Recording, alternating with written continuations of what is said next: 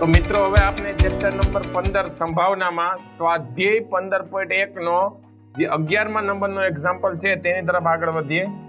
રકમમાં શું કહે છે કે ગોપી પોતાના માછલી ઘર માટે દુકાનમાંથી માછલી ખરીદે છે. દુકાનદાર મોટી ટાંકીમાંથી યાદચ્છિક રીતે એક માછલી બહાર કાઢે છે. Yes, okay. હવે આ ટાંકીમાં 5 નર માછલી અને 8 માદા માછલી છે. તો બહાર કાઢેલ નર માછલી હોય તેની સંભાવના કેટલી? અગાઉ પણ આવા એક્ઝામ્પલ જોઈ ગયા છીએ. ખાલી રકમમાં હજી આખો સબ્જેક્ટ અલગ અલગ થયો છે, બાકી બધી વસ્તુ સેમ જ છે. તો એના ઉપર આગળ વધીએ. અહીં દુકાનદાર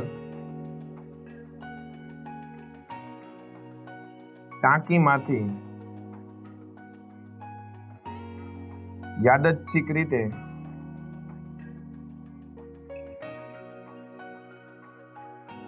એક માછલી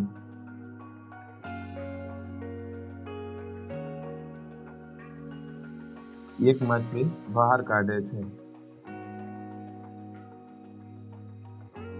અને ટાંકીમાં કુલ માછલી કેટલી છે? તો કે 5 નર માછલી અને 8 માદા માછલી બરાબર 13. રેડી? તેથી શક્ય કુલ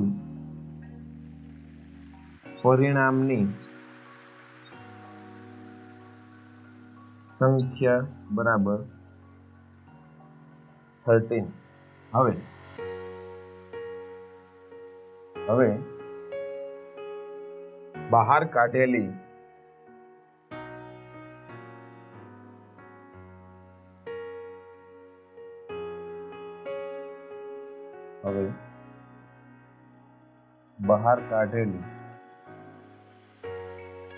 માછલી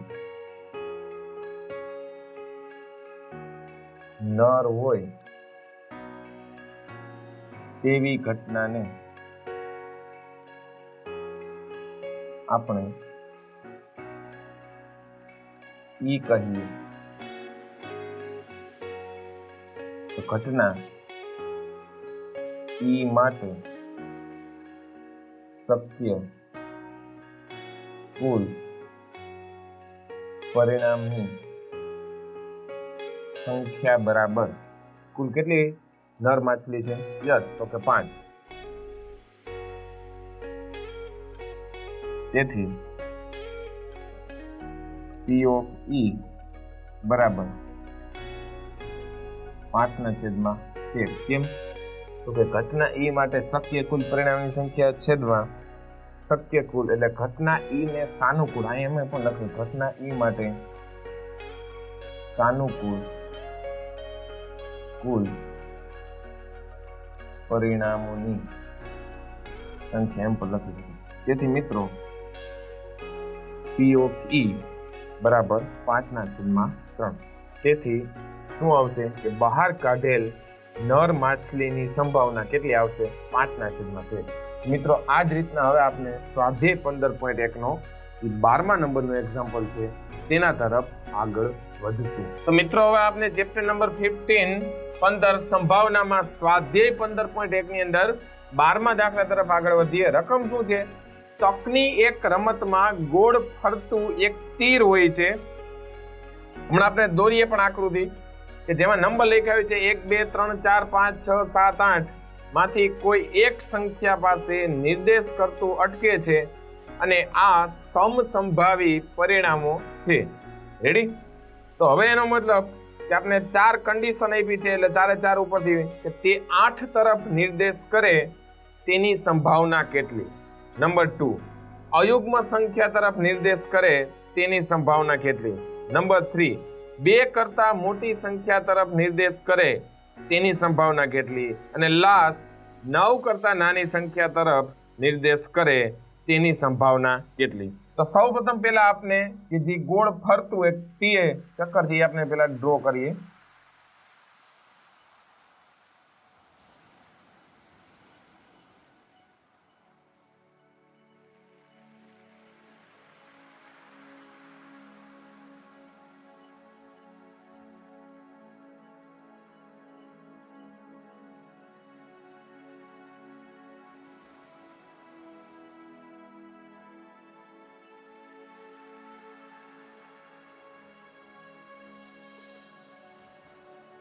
રેડી મિત્રો, આ રીતના આપણે વિચાર લઈ કે આ રીતના ગોળ એક રીતના ચકતી ફરે છે, બરોબર?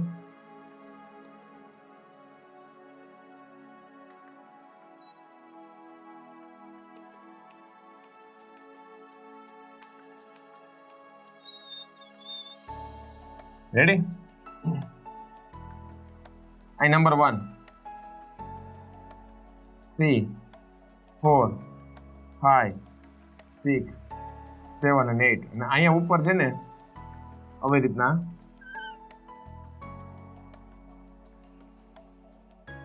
આ કોઈ આપણું જે તીર છે, આ રીતના આકૃતિ, અને આકૃતિ આપણે રકમમાં આપી દીધેલી છે. યસ. તો હવે મિત્રો સ્ટાર્ટ કરીએ. સમસંભાવિત પરિણામ આવશે, કારણ કે ચકેડું ફરે. આવું ધારો કે કોઈ તમે ક્લબની કે ગેમ જોયેલી હોય તો ત્યાં આ રીતના હોય છે, બરાબર? એમાં દડી હોય છે, બરોબર છે? ચક્ર ઉપર આમ ફરતી ને પછી કોઈ એક નંબર ઉપર આવીને તેઓ અટકી જાય, અને પછી એમાં શું કરે છે, આવી ધારો કે 12 ફોરેન કન્ટ્રી હોય તેમાં આવા પ્રકારની રમતો ક્લબમાં રમાતી હોય છે.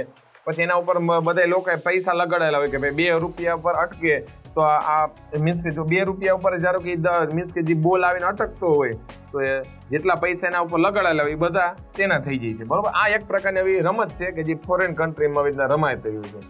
અહીંયા આપણે શું કીધું છે, હવે એનો જ આપણે મેથેમેટિક્સ તરીકે જે વિચારીએ તો શું થાય હવે જોઈએ. તે શું કહે છે, એટલે કુલ આપના માટે પરિણામો કેટલા આવશે? 8 આવશે કુલ. 1 એટલે કાં તો એ 1 ઉપર પણ અટકી શકે તીર, એટલે તીર આમ ફિક્સ જ હોય, સર્કલ ફરતું હોય. રેડી? ગોળ ગોળ ફરતું એક તીર.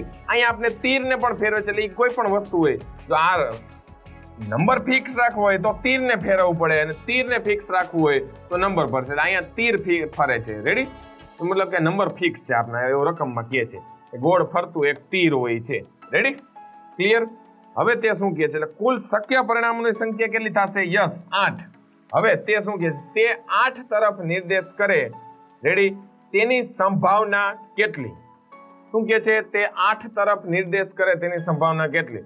તો કે આટલા બધા નંબર છે 1 2 3 4 5 6 7 8, એમાંથી એક જ નંબર એવો છે કે જે 8 તરફ નિર્દેશ કરે. એ કયો છે આપણા માટે? 8. તો આવું આપણે લખી શકીએ કે તીર 8 તરફ નિર્દેશ કરે તેવી ઘટનાને આપણે ઈ કહેશું. તો ઘટના ઈ માટે સાનુકૂળ પરિણામની સંખ્યા 1, તો 1/8 આવશે. રેડી? તો આપણે પહેલા સ્ટાર્ટ કરીએ.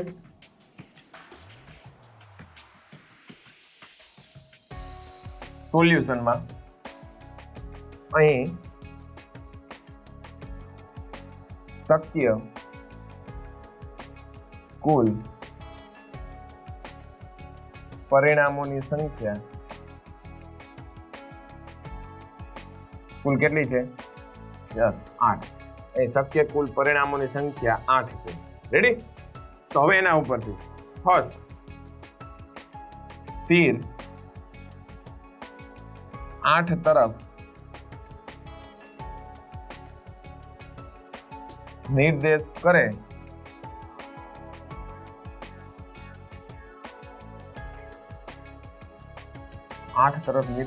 તેની સંભાવના નહીં આવે, શું આવશે? તેવી ઘટનાને ઈ કહી તો પી ઓફ ઈ.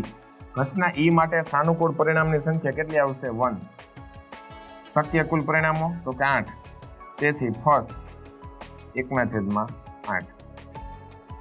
હવે બીજા નંબર, અયુગ્મ સંખ્યા તરફ નિર્દેશ કરે તેની સંભાવના કેટલી? અયુગ્મ કે જે એકી સંખ્યાઓ છે, એટલે એના માટે શું આવશે? એક તો નંબર 1,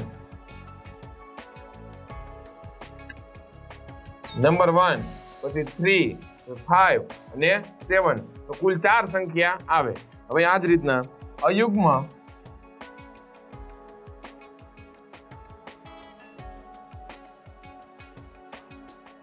સંખ્યા તરફ નિર્દેશ કરે તેવી ઘટનાને આપણે એફ કહીએ તો પી ઓફ એફ બરાબર કેટલી આવશે 4/8 બરાબર 1/2 વાય 4 તો કે અયુગ્મ સંખ્યા આપના માટે કુલ કેટલી છે તો કે 1 3 5 અને 7 એટલે 3 ત્રીજા નંબરનું 2 કરતા મોટી સંખ્યા તરફ નિર્દેશ કરે તેની સંભાવના કેટલી 2 કરતા મોટી એટલે 1 નહીં આવે અને 2 પણ નહીં આવે તો કે 3 4 5 6 7 8 કુલ થશે 6 2 કરતા મોટી સંખ્યા તરફ નિર્દેશ કરે તેવી ઘટનાને આપણે EF અને G કહીએ તો P of G બરાબર 6/8 બરાબર 3/4 6 કેમ 2 કરતા મોટી સંખ્યા એટલે કઈ આવશે 3 4 5 6 7 ને 8 રેડી અને લાસ્ટ 9 કરતા નાની સંખ્યા તરફ નિર્દેશ કરે તેની સંભાવના કેટલી 9 કરતા નાની તો બધે આવી જશે ને 1 2 3 4 5 6 7 રેડી લાસ્ટ 9 કરતા નાની સંખ્યા તરફ નિર્દેશ કરે